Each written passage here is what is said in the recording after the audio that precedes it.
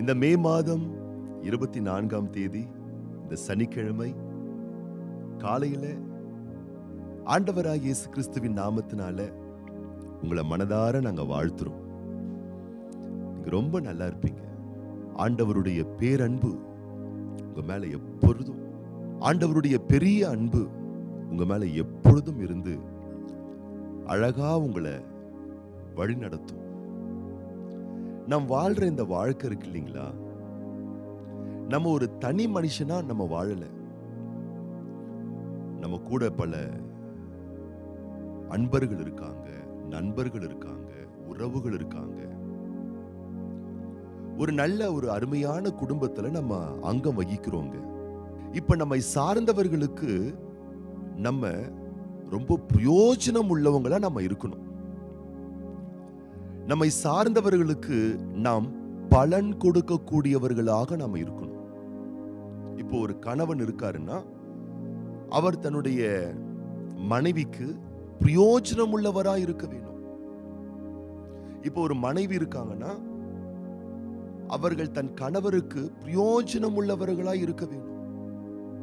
தாய் தகப்பன்மார்கள் தன் பிள்ளைகளுக்கு பிரயோஜனம் உள்ளவர்களாய் பலன் கொடுக்கக்கூடியவர்களாக இருக்க வேணும்.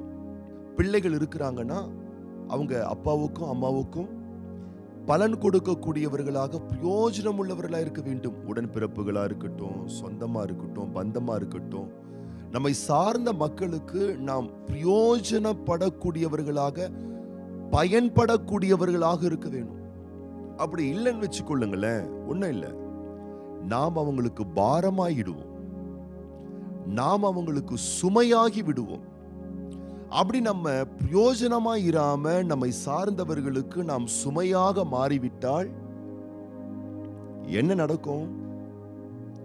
ஒண்ணும் இல்லை, நம்மளை கொஞ்சம் ஒதுக்கி வச்சிருவாங்க, நம்மளை கொஞ்சம் தள்ளி வச்சிருவாங்க, நமக்கு கொடுக்க வேண்டிய முக்கியத்துவத்தை கொடுக்க தவறுவாங்க. ஒரு பிரதானமா நம்மளை வேல்யூவா நினைக்காம நாட்கள் ஆக ஆக சாதாரணமா அற்பமா நினைக்க ஆரம்பிச்சிருவாங்க. இதனால நாம அவங்கள குறை சொல்லவே கூடாது.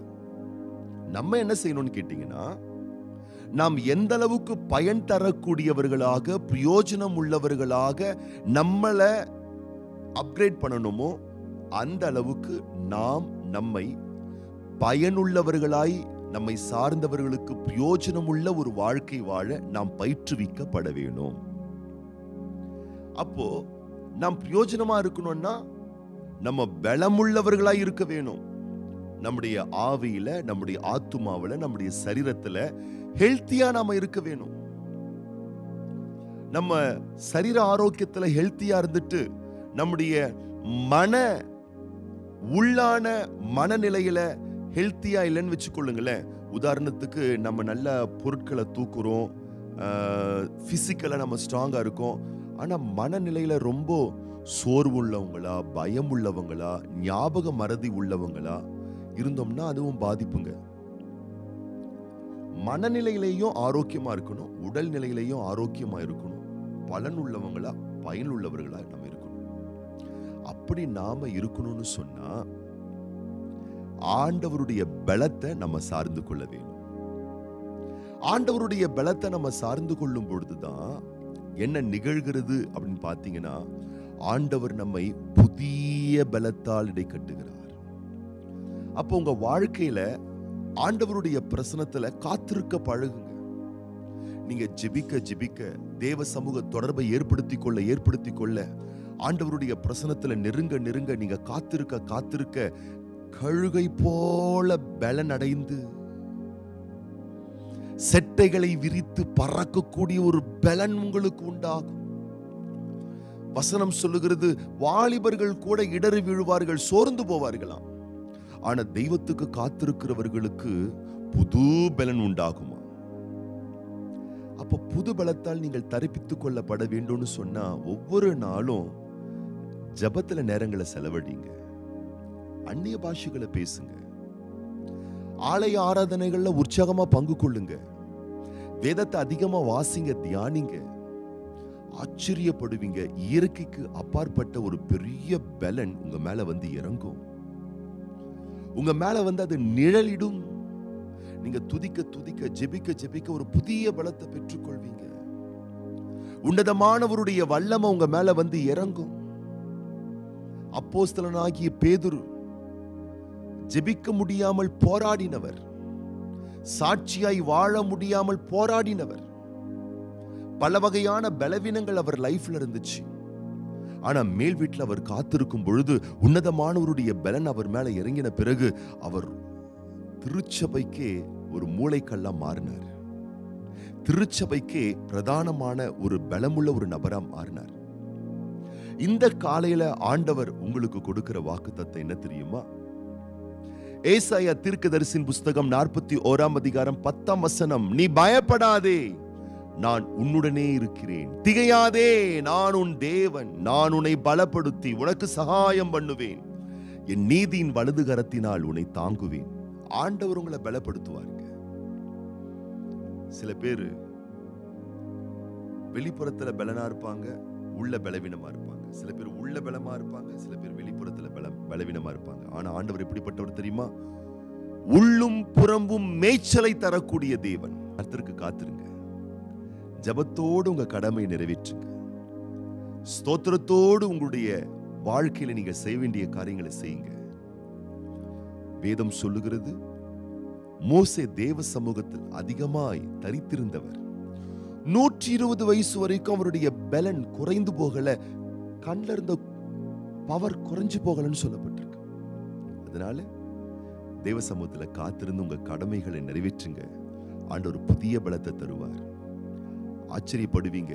உங்க இறுதி காலம் வரைக்கும் பயனுள்ளவர்களாய், பிரயோஜனம் உள்ளவர்களாய் நீங்கள் வாழ்வீர்கள். நீங்கள் ஆசீர்வதிக்கப்பட்டிருப்பீர்கள். உங்களுடைய ஆவி, ஆத்துமா, சரீரத்தினுடைய வலிமைக்காக, பலத்துக்காக நான் ஜெபம் பண்ண போறேன். நம்ம ஜெபம் பண்ணும் பொழுது இந்த மே மாதம் 24ஆம் தேதி சனிக்கிழமை பிறந்த நாட்கள், திருமண ஆண்டுகள் காண்கின்ற தேவ பிள்ளைகளுக்காக நம்ம ஜெபம் பண்ண போறோம்.